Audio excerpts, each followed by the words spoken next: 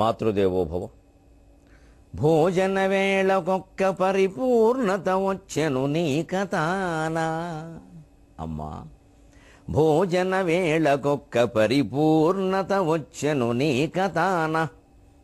ఏ రోజుననైనా గాని అపురూపపు వంటల జిహ్వ విహ్వలంబై జగమెల్ల ఒక్క పరమాన్నపు బిందువుగా గదోచు. భోజన వేళకొక్క పరిపూర్ణత వచ్చెను నీ కథాన. ఏ రోజుననైనా గాని అపురూపపు వంటల జిహ్వ విహ్వలంబై జగమెల్ల ఒక్క పరమాన్నపు బిందువుగా గదోచు. ఏలో జననీ ఏలో జననీ కరాగ్రములలో నలభీములు దాగియుండిరో. ఏలో జననీ నీ కరాగ్రములలో నలభీములు దాగియుండిరో. ఏబిఎన్ ఆంధ్రజ్యోతి ప్రేక్షక మహాశయులందరికీ నవజీవన వేదం అనే కార్యక్రమంలో 659వ భాగానికి స్వాగతం పలుకుతున్నాం.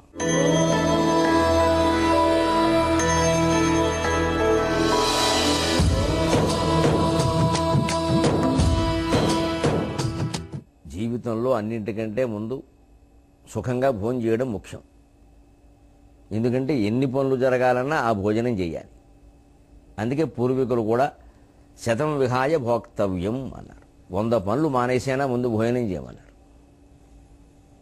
ఆ భోజనం మళ్ళీ షడ్రుచులతో రసవత్తరంగా ఉండడం ఇంకా ముఖ్యం. ఉట్టిన గడ్డి తిన్నట్టు తినడం ఏమిటి? తీపి, కారం, ఉప్పు, పులుపు, చేదు, వగరు, ఈ 6 రుచులు ప్రతిరోజు భోజనంలో ఎవరు స్వీకరిస్తారో, ఎవరు ఆస్వాదిస్తారో వారికి అనారోగ్యాలు దగ్గరికి రావు. ఏదన్నా ఒక్కటి పెరిగి అనారోగ్యం తెప్పించే ప్రయత్నం చేస్తే ఇంకోటి దాన్ని అదుపులో పెట్టేస్తుంది. అంచేత భోజనం చాలా ముఖ్యం. నా అదృష్టవశాత్తు మా అమ్మ వంట చిన్నతనంలో ఆ వంట తినడం, సరే పెద్దయ్యాక భార్య కూడా ఆ వారసత్వాన్ని పుణికిపుచ్చుకోవడం, వారు వచ్చినటువంటి కుటుంబంలో కూడా అటువంటి వంటే వారికి నేర్పడం వల్ల మొత్తం మీద మనం అదృష్ట జాతకులం. మీ అందరికీ ఆ అదృష్టం పట్టాలని, అందరూ ఆనందంగా ఉండాలనే ఈ పద్యం మాతృ ప్రార్థన పేరు మీద. భోజన వేళకొక్క పరిపూర్ణత వచ్చెను నీ కథాన. పరిపూర్ణత అనేది నీ వల్ల వచ్చిందమ్మా. భోజనం అంటే ఇది అని. ఏ రోజుననైనా గాని అపురూపపు వంటల. ఏ రోజుకు ఆ రోజే వంట అపురూపం. భాషాపరంగా చూస్తే అపురూపం అనే మాట పండితులకు కొంచెం విచిత్రంగా ఉంటుంది. ఇదేమిటి అపురూపం ఏమిటి? రూపానికి ముందు అపా చేరుతుంది కానీ అప్పు ఎందుకు చేరుతుంది? అందుకే ఇది విచిత్రంగా తెలుగులో పుట్టిన మాట. ఇది సంస్కృతంలో ఆలోచించకూడదు. దీన్ని రూపానికి అపా చేరింది అనకూడదు, అప్పుడు అపరూపం అయిపోతుంది. లేదు అపురూపానికి బదులు అనురూపం అందామా అంటే అది బాగుండదు. అపురూపం అనే మాట లోకంలో వాడుకలో ఉంది. అంటే అచ్చ తెలుగు మాటగా దీన్ని గ్రహించేయడమే. అపురూపం అపురూపం అంతే. అది రూపానికి సంబంధించింది కాదు, విచిత్రం అనే అర్థంలో వాడేమంతే. చాలా ముఖ్యం విచిత్రం. ఇక మాకు అంతకంటే కావలసింది లేదు అన్నట్టుగా అపురూపం అమ్మా అంట అంతే. అదో తెలుగు మాట. అప్పుడు అది ఇంకా వ్యాకరణంతో ఇబ్బంది ఉండదు. ఏ రోజుకు ఆ రోజే వంటలు అపురూపంగా ఉంటాయమ్మా. జిహ్వ విహ్వలంబై. నాలుక ఇంద్రియాలకి వశమైపోతుంది. అవ్వాలి, బాగుంది. ఆ మాత్రం అవ్వకపోతే రుచిరాగా. అయ్యేటప్పుడు అవ్వాలి, అవ్వకున్నప్పుడు అవ్వకూడదు. తినే సమయంలో శుభ్రంగా తినాలి. మళ్ళీ ఆ తిండి సమయం వచ్చే వరకు మధ్యలో ఏం తినకూడదు. అదే పద్ధతి. అదే ఆరోగ్యాన్ని కాపాడుకునే విధానం. ఎంత విహ్వలం అవుతుందంటే జగమెల్ల ఒక్క పరమాన్నపు బిందువుగా గదోచు. పరమాన్నంలో ఒక్క బిందువు గుండ్రంగా సృష్టికి మూలమైనటువంటి అణువులాగా, అదే మహత్వం, అదే పరమాత్మలాగా, ఒక ఆణిముత్యంలాగా, ఓ ముత్యంలాగా గుండ్రంగా ఎంత అందంగా ఉంటుందంటే పరమాన్నంలో వేసిన సేమియా గింజ ఓ బిందువు. సృష్టి అంతా ఒక తీయటి పరమాన్నపు బిందువులా కనపడుతుందమ్మా. సుఖంగా భోజనం చేయగలిగిన వాడికి జీవితం కూడా బాగుంటుందండి. ఎందుకంటే ఆ రుచిని ఆస్వాదించిన వాడు జీవితాన్ని ఆస్వాదిస్తాడు. చేదు వద్దనడు, దుఃఖం వద్దనడు. దుఃఖం కావాలని కోరుకోడు, కానీ వస్తే తట్టుకుంటాడు. ఎందుకంటే మరి వంటల్లో చేదు తట్టుకుంటాం. కాకరకాయ వేపుడు చేదుగానే ఉంటుంది. కొన్ని కూరలు చేదుగా ఉంటాయి, కొన్ని కూరలు ఆవ పెడతారు, ఘాటుగా ఉంటాయి. తట్టుకోవాలి. అప్పుడు జీవితంలో ఉండే ఘాటు సన్నివేశాలు, కాస్త దుఃఖం కలిగించే సన్నివేశాలు, ఆటుపోట్లన్నీ తట్టుకోగలం. కేవలం ఏదో ఒకటే రుచి తింటాను అంటే బలహీనుడైపోతాడు. 6 రకాల రుచులు తింటేనే 6 రకాల జీవన పరిస్థితులు తట్టుకుంటాం. అందుకే మనం తెలుగు వాళ్ళం ప్రత్యేకంగా ఉగాది నాడు ఈ 6 రకాలు ఉండేలా ఉగాది పచ్చడి చేస్తారు. ఏడాదంతా వచ్చే సుఖదుఖాలన్నీ తట్టుకోమని అర్థం. ఇప్పటికే పచ్చడి తినమని కాదు అక్కడ. అదేదో ప్రసాదం అనుకుని కళ్ళకద్దుకుని తినక్కర్లా, దాని సారాంశం తెలుసుకోవాలి. ఉగాది పచ్చడి ద్వారా మనకి సంస్కృతి అందిస్తున్న సందేశం అదే. ఆ పచ్చడి మళ్ళీ ఎప్పుడూ వండుకోం, అసలు ఆ రోజు కూడా అన్నంలో కలుపుకోం. అది వండేది కాదు, ఊరికే తయారు చేస్తారు. ఆ రోజు అది తినమండడం, అందులో సంవత్సరాది నాడు సంవత్సరం అంతా సుఖాలు వస్తాయి, దుఃఖాలు వస్తాయి, కంగారు పెట్టే ఘట్టాలు వస్తాయి, సంబరపరిచే ఘట్టాలు వస్తాయి. అన్నింటినీ ఇగో ఈ వేప పువ్వుని, ఈ మామిడి పిండిని, ఈ పచ్చిమిరపకాయ మొక్కని, ఈ బెల్లం మొక్కని తట్టుకున్నట్టే తట్టుకో. ఇదే దాని సందేశం. పంచాంగంలో జాతకాలు కూడా అలాగే ఉంటాయి. ఏ రాశికి ఏ నక్షత్రానికి కూడా అన్ని శుభ ఫలితాలు ఉండవండి, కొన్ని వేరే అశుభాలు కూడా ఉంటాయి. అలాగే ఏ రాశికి అంతా దురదృష్టం ఉండదండి, అదృష్టాలు ఉంటాయి. ఆ రోజు కవి సమ్మేళనం పద్యాల్లో కూడా అన్ని రసవత్తరంగానే ఉన్న అనేక రకాల సన్నివేశాలు ఉంటాయండి. ఒక కవిగారు కరుణరసాత్మకంగా చదువుతారు, ఒక కవిగారు వీర రసాత్మకంగా చదువుతారు, ఒక కవిగారు సరే వారి సరదాన్ని బట్టి శృంగార రసాత్మకంగా చదువుతారు. ఎవరు కాదంటాం? ఈ పద్యము, పచ్చడి, పంచాంగం 3 ఉగాది నాడు ఆస్వాదించమని, సేవించమని చెప్పడంలో ఉద్దేశం ఏమిటంటే సంవత్సరం అంతా జీవితం ఎలా ఉన్నా కూడా ఆస్వాదించడం నేర్చుకో అని చెప్పడమే. అంచేత సరైన భోజనం చేయగలిగితే రుచికరంగా జగమంతా పరమాన్న బిందువులాగే హాయిగా కనపడుతుంది. లోపాలే ఉండవు, అందరూ బాగానే ఉంటారు. అప్పుడు మనలో కూడా అసహనం పెరగదు, సహనంతో హాయిగా ఉంటాం, సర్దుకుపోతాం. అందుకని జగమెల్ల ఒక్క పరమాన్నపు బిందువుగా గదోచు ఏలో జననీ కరాగ్రములలో నలభీములు దాగియుండురో, నీ చేతి గోళ్లలో నలుడు భీముడు దాక్కున్నారేమోనమ్మా, వంటలంతా బాగుంటాయి అని ప్రార్థన చేశాం. ఇప్పుడు ఇంకా కథా ప్రవేశం చేస్తూ సరిగ్గా ఈనాడు వస్తున్న ఘట్టాలు కూడా ఈ కలగలుపు ఘట్టాలే.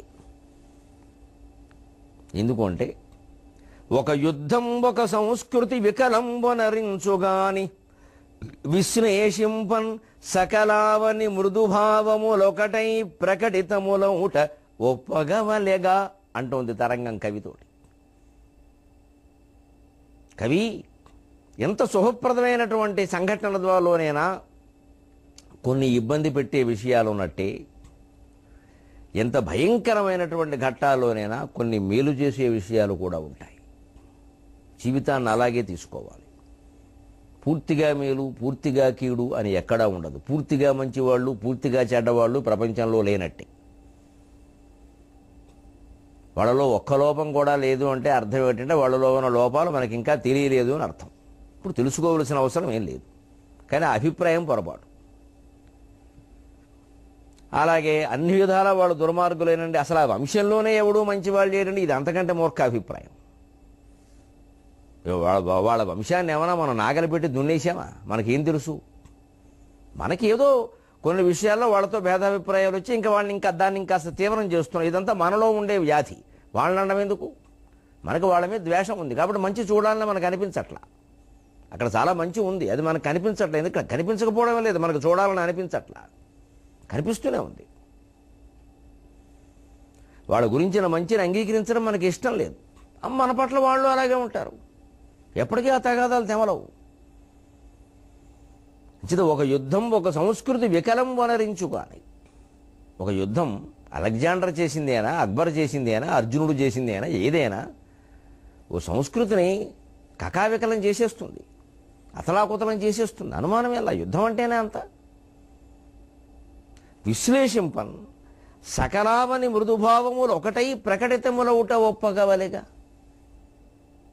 అసలు ఒక 2 జాతుల మధ్యలో ఒక సమన్వయం ఏర్పడడానికి, ఒక జాతి ప్రభావం ఇంకో జాతి మీద పడడానికి, ఏదో బావిలా కప్పలా ఉండేటువంటి జనం కొంతమంది వేరే వాళ్ళ నుంచి ఏవో నేర్చుకోవడానికి, వీరి నుంచి వారు, వారి నుంచి వీరు రకరకాల విషయాలు అందుకోవడానికి యుద్ధం ఉపయోగపడుతుంది. అలాగనే యుద్ధాన్ని కోరుకో. ఒక వ్యాధి వస్తే ఏదైనా కొన్నాళ్ళు విశ్రాంతి తీసుకుంటాం, మంచిదే, విశ్రాంతి శరీరానికి అవసరం. లేకపోతే కొంతమంది ఉంటారు లోకంలో విశ్రాంతి తీసుకోరు అసలు. వాళ్ళు చచ్చే వరకు సంపాదించడమే పని, తిరగడమే పని. ఎప్పుడప్పుడు గుండెపోటు వచ్చిపోతారు. ఇంతవరకు ఏం అనుభవించారంటే ఏమీ లేదు, సంపాదించడం తప్ప.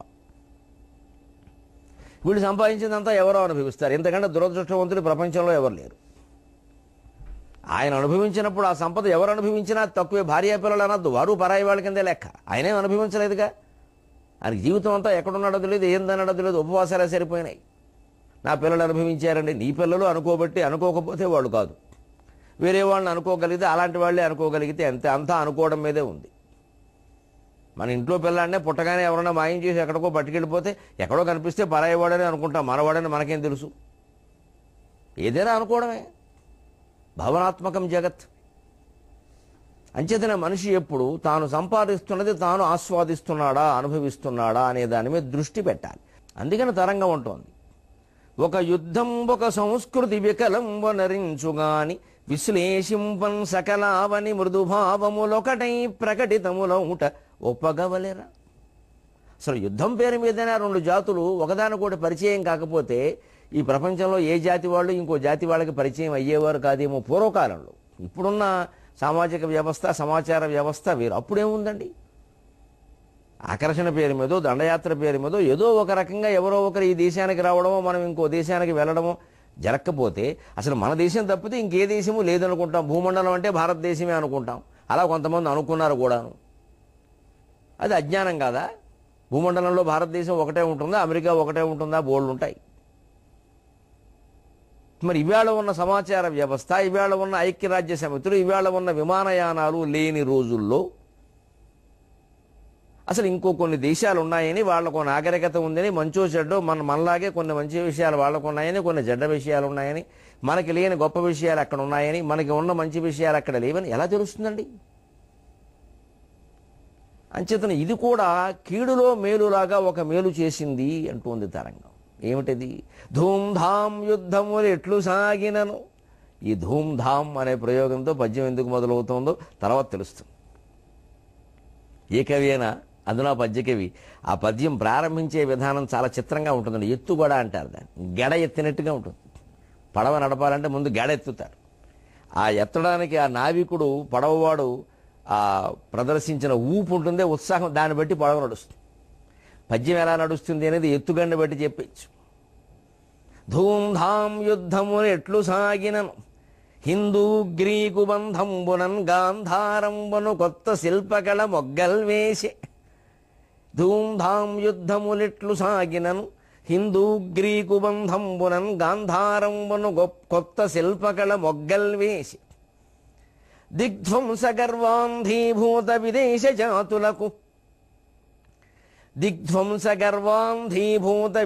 జాతులకు వేదాంతంబు నేర్పించని సింధూతుంగతరంగరంగములు రాశీభూత ధర్మాంగములు. దిగ్ధ్వంస గర్వాంధీభూత విదేశ జాతులకు వేదాంతంబు నేర్పించని సింధూతుంగతరంగరంగములు రాశీభూత ధర్మాంగములు. ఎప్పుడూ ప్రపంచంలో ఒక జాతి నుంచి మరొక జాతి నేర్చుకునే విషయాలు చాలా ఉంటాయండి. మన జాతే గొప్పది, మన సంస్కృతే గొప్పది అనే గర్వం ఏ జాతికి పనికిరాదు.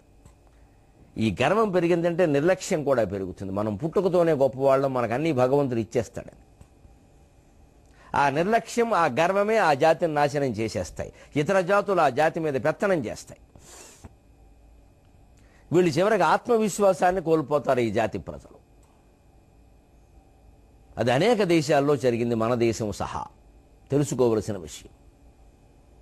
ధూమ్ధాం యుద్ధములు ఎట్లు సాగిన. ఏదో ధూమ్ధాం అనే యుద్ధాలు రకరకాల భయంకరంగా సాగిన వాటి నిజమేనయ్యా. కానీ హిందూ గ్రీకు బంధంబునన్ గాంధారంబున కొత్త శిల్పకళ మొగ్గలు వేసి.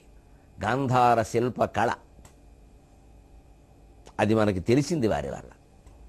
వారు ఏదో యుద్ధాలు చేసినప్పుడు కొన్ని కూడా తెచ్చుకుంటారు, కొన్ని విగ్రహాలు అలాంటివి తెచ్చుకోవడం లేదు, దాన్ని చూసి మనవాళ్ళు నేర్చుకోవడం లేదు. ఇక్కడ యుద్ధం కాకుండా విరామ సమయంలో ఉండడం, అలాగే కొంతమంది ఇక్కడ ఉండిపోవడం, అంతేకాదు ఇక్కడ కొంతమందిని పెళ్ళిళ్ళు చేసుకోవడం, పిల్లల్ని కనడం, రకరకాలు జరుగుతాయండి. ఇంకా ఆ కళలు ఇక్కడ నేర్పడం, ఇదేదో మనం ఇంతవరకు చేస్తున్న, మనం అనుసరిస్తున్న శిల్పకళ కంటే ఇది బాగుంది అని ఆ కొత్తదనాన్ని ఇక్కడ యువకులు నేర్చుకోవడం, దాన్ని వ్యాప్తి చేయడం జరుగుతాయండి, జరగాలి కూడా. అలాగే గాంధార శిల్పకళ అనేది మనకి గ్రీకుల ద్వారా వచ్చింది. మొగ్గలు వేసి అంటే అర్థం అదే, పుట్టింది అని, మొగ్గ దొరికింది. అంతేకాదు మరి మన ద్వారా వారికి శిల్పకళని, చిత్రకళని, కవిత్వాన్ని, సంగీతాన్ని, నాట్యాన్ని మించినటువంటి కళ నేర్పాం మనం. ఏమిటా కళ? జీవితం అనే కళ, ఆర్ట్ ఆఫ్ లివింగ్. జీవితం అనే కళ నేర్పాం.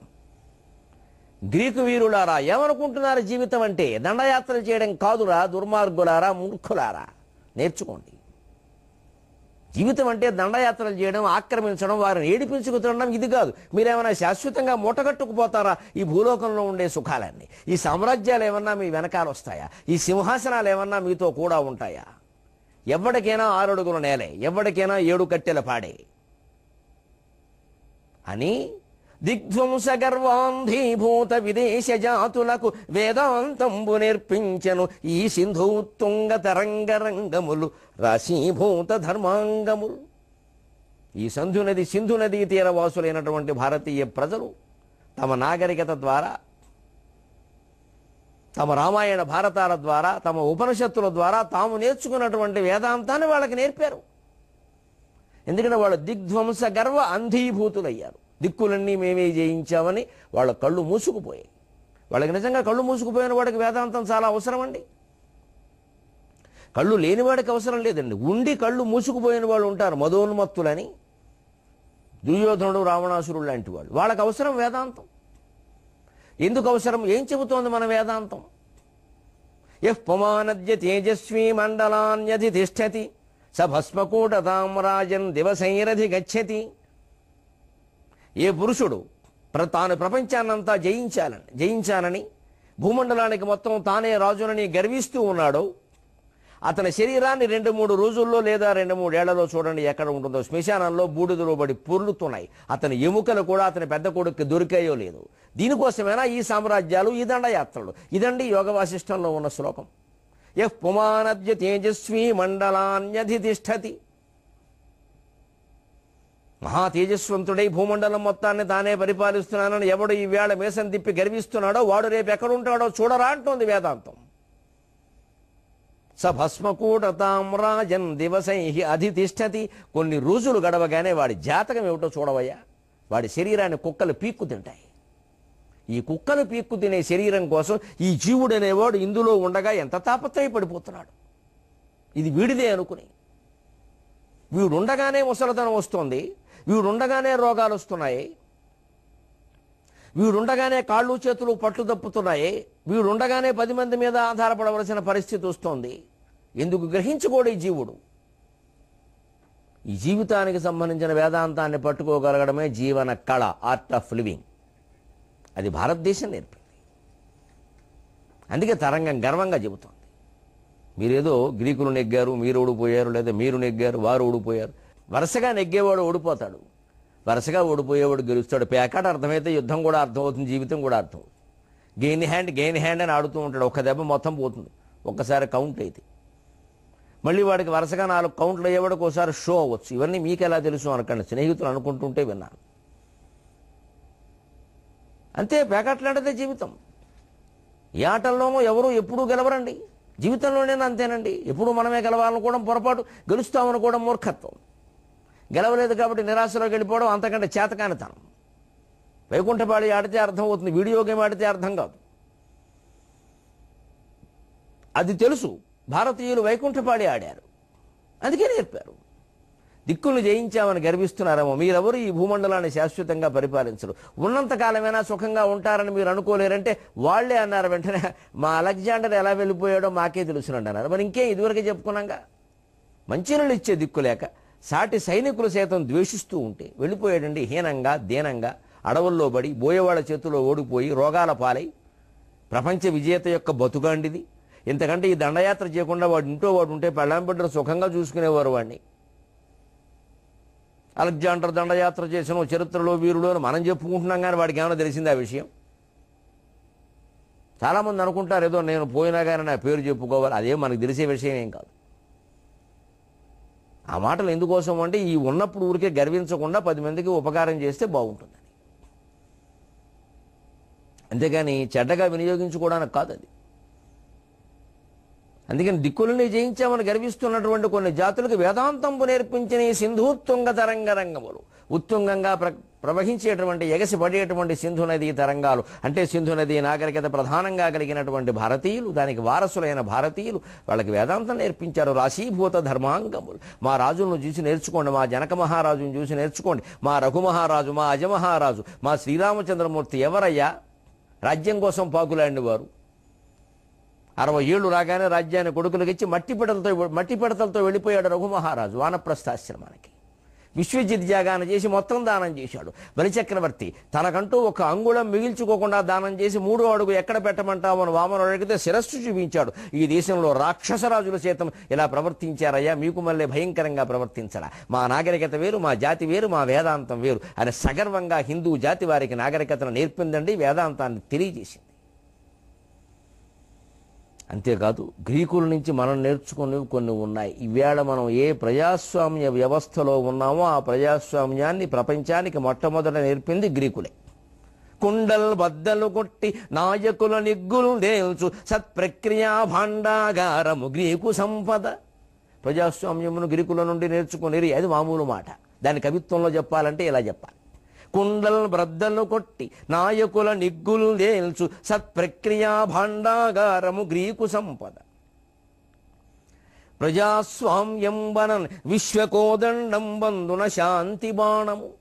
ప్రజాస్వామ్యం వనన్ విశ్వకోదండం బంధున శాంతి బాణము. ధరాతత్వంబు శాస్త్రంబుగా పండం చేసెను వారి మేధ ప్రతిభల్ వైయక్తికంబుల్ గదా.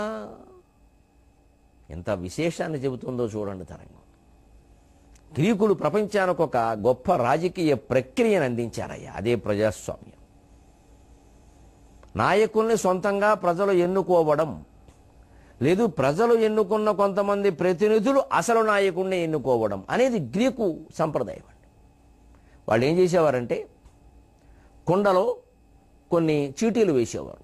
అప్పుడు చీటీ ఉండి లేకపోతే కొన్ని పెంకులు లాంటివి, ఆ పెంకు మీద బొగ్గుతో ఏదో ఒక గీత గీస్తారు. ఏదో ఒక సూది బొమ్మ వేస్తే అది ఫలానా అయింది, ఓ దీపం బొమ్మ వేస్తే ఫలానా అయింది. అవే కదండి ఇవాళ ఎన్నికల గుర్తులు. ప్రజలను వచ్చి ఆ గీతలను, ఆ పెంకులను, ఆ రాళ్లను ఆ కొండలో వేయమనేవారు. కొండ పెంకులు అందరికీ తలో కొండ పెంకు ఇచ్చేవారు, అవి అందులో వేయమనేవారు. మీకు ఏ నాయకుడు కావాలో మీరే ఎన్నుకోండి. ఇగో మీరు గుణపం బొమ్మ ఓ గీత గీస్తే అందు మీద వాడిని ఎగ్గినట్లు లెక్క, 2 గీతలు గీశారనుకోండి ఆయన నెగ్గినట్లు లెక్క, 3 గీస్తే ఈయన నెగ్గినట్లు లెక్క. అని 3-4 పోటీ పడితే ఆ 3-4 దూరంగా ఉండమని ఈ ప్రజలందరికీ కాగితాలో కొండ పెంకులో ఏవో ఒకటి ఇచ్చి మీకు కావలసిన గీతలేవో దాని మీద గీయమనేవారు. వారు గీసేవారు, అవన్నీ కొండలో వేసేవారు, కలకలిగిపోయేవారు. తారుమార్ తక్కరమార్. తర్వాత అందులోంచి ఒక గీత ఉన్నవన్నీ, 2 గీతలు ఉన్నవన్నీ, 3 గీతలు ఉన్నవన్నీ, లేదా దీపం బొమ్మలన్నీ, సూది బొమ్మలన్నీ, ఏనుగు బొమ్మలని ఏదో లెక్కెట్టేవారు. దాని ప్రకారం ఎవరు నెగ్గారో తేల్చేవారు. వారే నాయకుడు, ఎవరు మిగిలిన వాళ్ళు అంగీకరించేవారు. ఇదే కదండి ప్రజాస్వామ్యం. ఇప్పుడు జరుగుతున్నది అదే కదండి. ఎన్ని వేల కోట్లు ఖర్చు పెట్టినా విధానం అదే. కుండలు బర్దలు కొట్టి నాయకుల నిగ్గులు తేల్చు సత్ప్రక్రియా భాండాగారం గ్రీకు సంపద. రాజకీయ ప్రక్రియల్లో గొప్ప ప్రక్రియ ప్రజాస్వామ్యం. అనేక సిద్ధాంతాలు విఫలమైన ప్రపంచమంతా అంగీకరిస్తున్న వ్యవస్థ ప్రజాస్వామ్యం. అన్ని దేశాలు ఎప్పటికైనా అనుసరించాల్సిన వ్యవస్థ ప్రజాస్వామ్యం. నియంతృత్వమో కాదు, కమ్యూనిజమో కాదు, మరోటి కాదు, మతపరమైన విధానమో కాదు. ఎక్కువ మంది ప్రజలు ఏది కోరుకుంటే దాన్ని మిగిలిన వాళ్ళు అంగీకరించవలసింది. అలాగని ఎక్కువ మంది ప్రజలు మెజారిటీ అన్నవాళ్ళు ఎప్పుడూ పెత్తనం చేయకూడదు. వాళ్ళని కూడా తమలో కలుపుకొని వాళ్ళ మనోభావాలను అర్థం చేసుకోవలసింది. పరస్పర అవగాహన ద్వారానే రాజ్య ప్రక్రియలు ఫలిస్తాయి తప్పితే నియంతృత్వం ద్వారా ఫలించు. ఎప్పటికైనా ప్రజాస్వామ్యమే. టర్కీలో నిన్న మొన్న ఏం జరిగిందో చూశాం. అక్కడ నిజానికి ఆలోచిస్తేనండి, అక్కడ ఉన్న ప్రభుత్వం కొంచెం మత ఛాందసవాదాన్ని సమర్థించే ప్రభుత్వం, ఎర్డోగన్ గారి ప్రభుత్వం. తిరుగుబాటు చేసిన సైనికులు లౌకిక తత్వాన్ని, ప్రజాస్వామ్యాన్ని కోరుకునే నాయకులు. వాళ్ళ మత గురువుల్లో కూడా ఆ గులెన్ అనేటువంటి మత గురువు, ఆయన అమెరికాలో తలదాచుకున్నాడు. ఇప్పుడు టర్కీలో ఉంటే ఆయన చంపేస్తారు. ఆయన ఉదారవాది, లిబరల్, ముస్లిం మత ఛాందసవాది కాదు ఆయన. ఆయన ఇతర మతాలతో సత్సంబంధాలు కోరుతున్నాడు. మా మతం ఒక్కటే ప్రపంచంలో ఉండాలని కోరట్లేదు ఆయన. అనేక భాషలు నేర్చుకోవాలి, అందరూ అనేక విద్యలు నేర్చుకోవాలి, స్త్రీలకు పురుషులతో సమాన హక్కులు ఉండాలని వాదిస్తున్నాడు ఆయన. ఒక రకంగా ప్రజాస్వామ్యవాది, ఉదారవాది. ఆయనకు ఆ దేశంలో ఉండే అవకాశం లేకుండా చేశారు. అమెరికాలో దాచుకుంటున్నాడు. ఆయన మద్దతుదారులే తిరుగుబాటు చేశారు. అందుకే ఆయన అనుమానిస్తున్నారు, పంపించండి ఉరి తీస్తామని చెబుతున్నారు. మరి ఇప్పుడు గ్రీకులో సైనికులు తిరుగుబాటు చేస్తే, ప్రజలు తిరుగుబాటు చేసి సైనికుల్ని చితగొట్టడం అనే దాన్ని మనం సంతోషించాలా, బాధపడాలా? ఆ పరిణామానికి ఏం చేసే ఉపయోగం లేదు. అది ప్రజాస్వామ్యం. ఆ ప్రజల అభిప్రాయం అలా ఉంది, దాని ఫలితాలు వారు అనుభవిస్తారు. ప్రజలు తిరుగుబాటు చేశారనగానే అది గొప్ప విషయం అనుకోకల్లా, అలా అనుకోవడానికి లేదు. అలాగని ఏమో ఈ సైనికులు తిరుగుబాటు ఫలించుంటే తర్వాత పరిస్థితులు ఎలా ఉండవు అది మనకు తెలియదు. ఏది ఏమైనా ఒక్కటి మాత్రం సత్యం, ఏ దేశంలోనైనా ఇతర దేశాలు జోక్యం చేసుకోకుండా ఆ దేశ ప్రజలు ఏది నిర్ణయిస్తే అది కొనసాగడమే పద్ధతి, అదే ప్రజాస్వామ్యం. అందుకే విశ్వకోదండం బంధున శాంతి బాణము అంటున్నాడు ప్రజాస్వామ్యాన్ని సాగర ఘోష కవి. ప్రజాస్వామ్యం వనన్ విశ్వకోదండం బంధున శాంతి బాణం. ఈ విశ్వాన్నంతా ఒక కోదండంగా, ఒక విల్లుగా మనం భావిస్తే దాంట్లోంచి వదిలినటువంటి శాంతి బాణమే ప్రజాస్వామ్యం. దాన్ని కొండల్లో చీటీలు పెట్టడం, కొండ పెంకులు పెట్టడం, దాని నుంచి మళ్ళీ ఆ కొండలు బద్దలు కొట్టి లేదా మూత తీసి అవన్నీ లెక్కపెట్టి ఏ నాయకుడు నెగ్గాడో తెలుసుకోవడం, ఇదేటువంటి ఎన్నికల విధానం ద్వారా గ్రీకు వాళ్లే ప్రపంచానికి నేర్పారు. కొండలను బ్రద్దలను కొట్టి నాయకుల నిగ్గులు తెలుచు సత్ప్రక్రియా భండాగారము గ్రీకు సంపద ప్రజాస్వామ్యం వనం విశ్వకోదండం బంధున శాంతి బాణము ధరాతత్వంబు శాస్త్రంబుగా పండం చేసిన వారి మీద ప్రతిభల్ వైయక్తికంబుల్ కదా. ఇంకొక ప్రజ్ఞ, ఇంకొక శాస్త్రంలో వాళ్ళు అఖండమైన ప్రజ్ఞ ప్రదర్శించారు. దాన్ని మనం 23.5 గంటల్లో తెలుసుకుందాం. అంతవరకు తెలుగులో మాట్లాడదాం, తెలుగు ఎక్కువగా వాడదాం, నీళ్లు తక్కువగా వాడదాం.